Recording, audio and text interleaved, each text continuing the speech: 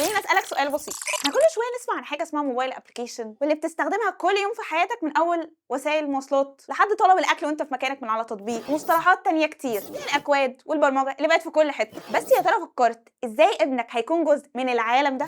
العالم اللي جاي مش بيستنى حد. كل حاجه حوالينا بتتغير بسرعه البرق، ولو اولادنا ما بداوش النهارده يتعلموا المهارات اللي العالم بيحتاجها مش هيلاقوا مكان ليهم بكره. طب ليه البرمجه بالتحديد؟ البرمجه مش بس شغل او مجرد مهاره، لا دي بقت مفتاح العالم كله، وكمان بتنمي مهاره التفكير المنطقي. البرمجه بتعلم ابنك يحل المشاكل خطوه بخطوه، ازاي يخطط ويفكر بذكاء، سواء كان عايز يصمم لعبه، يعمل تطبيق، او حتى يصمم موقعه الخاص. البرمجه هتخليه يقدر يبتكر حاجات جديده، وكمان هيكون سابق كل اللي في سنه. كل التكنولوجيا اللي حوالينا معتمده على البرمجه، فتخيل لما ابنك يكون جاهز يتعامل معاها ويطورها. واحنا في هاي كود هنا عشان نوفر لاولادكم بيئه تعليميه ممتعه وسهله، ونضمن انهم يتعلموا بطريقه تناسبهم ويكونوا قادرين ان هم يختاروا التراك المناسب ليهم في المستقبل. وده جزء من عالم البرمجه اللي بنقدمه في هاي كود. ولو عايز يكون لابنك مكان معانا، احجز معانا دلوقتي، لانه مش مجرد تعليم، ده استثمار في حياته كلها.